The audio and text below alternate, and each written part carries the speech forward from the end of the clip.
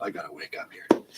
CEO of the First Nations LNG Alliance of BC, and was one of the former elected chiefs of the Wet'suwet'en Nation. So the spot where the where the pipeline blockade is occurring in BC, Karen Ogun-Tose was one of the elected chiefs. So it's the elected chiefs that are like, oh yeah, sure, pipeline's good, and it's the and their authority on this is being challenged by the anti-pipeline protesters. So both on environmental grounds, like no, you can't say yes to this just because you're in a position of authority in an Indigenous community. The Indigenous part and the pollution profiteering part don't go together. You can't make them work together. And then at the same time, they're also saying, like, legally, technically, Canada can't do what it wants to do here, and you can't tell them that they can. So it's two different types of challenges. But this former elected chief is continuing with the same rhetoric as has been coming from the government and industry spokespeople, which is this kind of as if the projects and stuff are all inevitable, and it just needs to be figured out how to do them peacefully. So it's just continuing to push and push and push and pretend to ask for permission after you're getting told no over and over and over again by the locals, and then also by the UN, and also by, in some ways and in some cases, the US. And then trying to sort of pretend that, oh, well, we need to work together. We got to work together so I can force you to do this thing. We need to. So that's the rhetoric coming out from them. Not super imaginative, I got to say.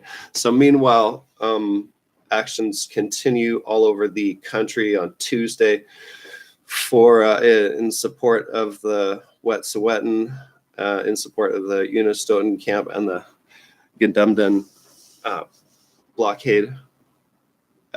During this time when, like, the RCMP are saying, oh, we're going to conduct a review of how our officers, dealt with the situation, but we had the challenge of having to get over the barricade and safely and stuff like that. So they also have this kind of, as if they're driving the bus in speed, and they can't go below 50. They have to keep going super fast, and they just have to not crash it.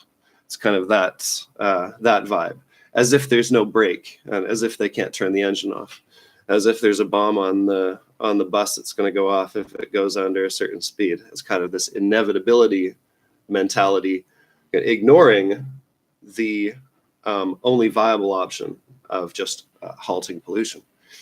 So protests at Halifax, we had like 75 people. In the Labrador Land Protectors gathered in front of Labrador MP Yvonne Jones' office in Happy Valley Goose Bay. And it was like, I don't know, a dozen people, something like that.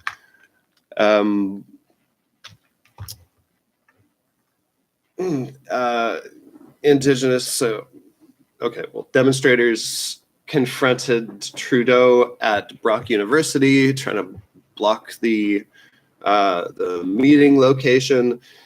They are reminding Trudeau that the government of Canada violated the law, both Canadian and international law, just by removing people from their land, which they're allowed to be on.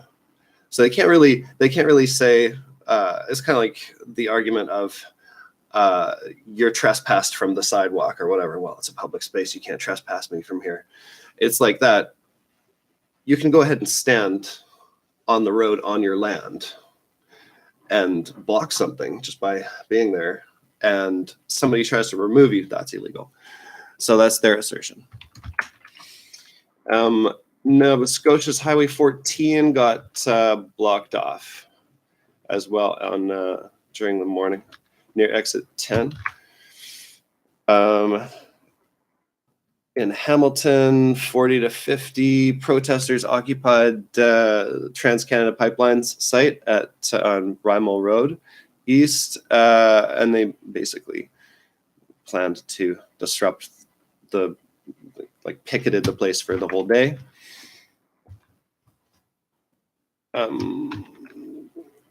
So, and then this Saturday in the Comox Valley, there's going to be a women's march.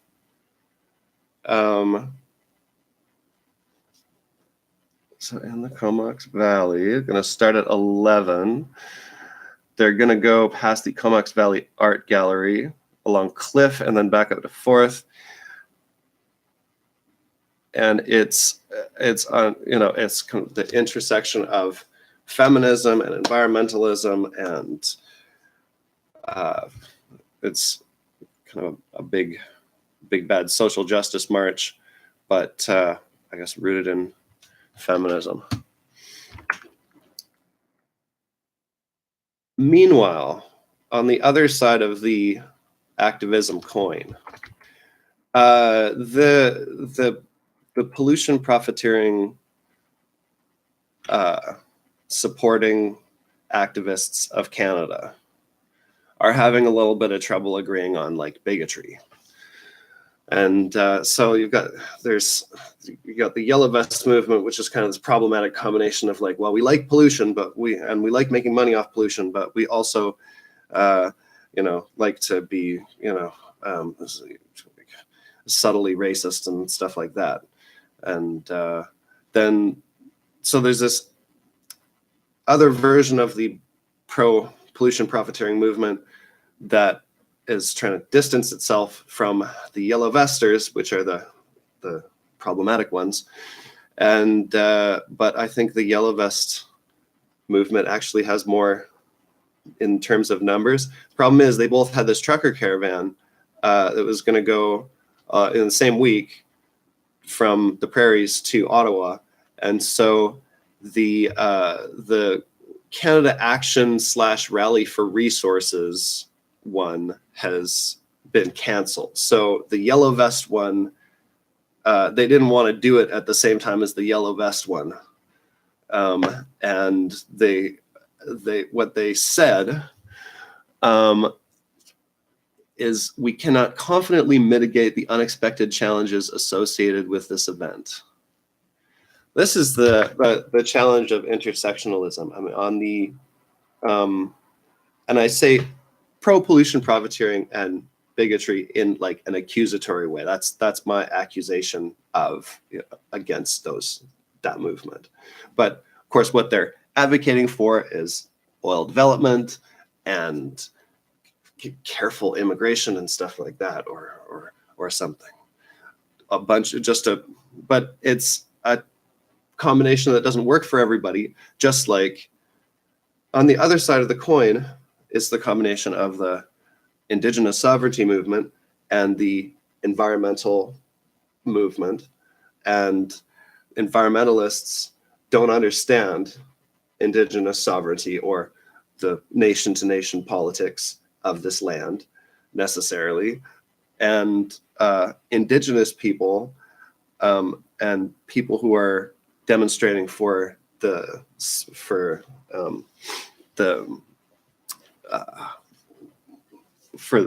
as part of the Indigenous rights or that movement are trying to negotiate this whole realm of, like I was talking about before, we got to affirm Indigenous sovereignty while also affirming that doesn't mean Indigenous people can open the doors for pollution. So it's this complicated situation on both sides. The thing is, it does represent where people are actually at. So Canadians are figuring out where they are at with this stuff and hopefully getting a little bit educated. But the politics of our history and history of our politics is just so annoying to try to learn about. Anyway, Ontario is maybe going to reorganize its municipalities, and maybe some of them will amalgamate and stuff like that. It seems like the Ford government just wants to do as much reshuffling as possible and just make it really difficult to evaluate their performance later on. So they found a bunch of AK-47 ammo and conspiracy DVDs in the bedroom of the Danforth shooter. I want to know where his AK was, if he had an AK. That would have been so terrible if he'd attacked the Danforth with an AK. Like, just him having a handgun instead of an assault rifle is, I mean, imagine if he'd had a knife instead of a handgun. It would have been such an upgrade for us. I definitely, I think we can all thank our lucky stars that whatever that ammo in his place was for, he didn't bring it with him, or he didn't actually get it, or whatever. It's not ultra easy to get an AK. They're not super expensive, but it's not a cinch to get one. Somebody was sleeping in an alleyway in the downtown, and they got killed by a garbage truck backing up on them. And the city is evicting, quote unquote, evicting the folks living under the Gardiner Expressway, citing safety concerns. So they're giving them 2 weeks to leave, saying, well, we're giving them 2 weeks because the priority is for them to get some housing. In lighter news, okay, if you want something fun to do on Wednesday and you are a stoner and you happen to be a mom and you have $10 to $20, and if it wasn't already sold out, you could attend the 6 p.m. networking and 7 p.m. panel at Aurora at 15 John Street on 7th floor, right here in Toronto, for the Mamabis event, a Mom's TO special event for cannabis-curious mommies. That's been the news. Good luck on Wednesday, everyone. Figure out your pollution politics. Figure it out now.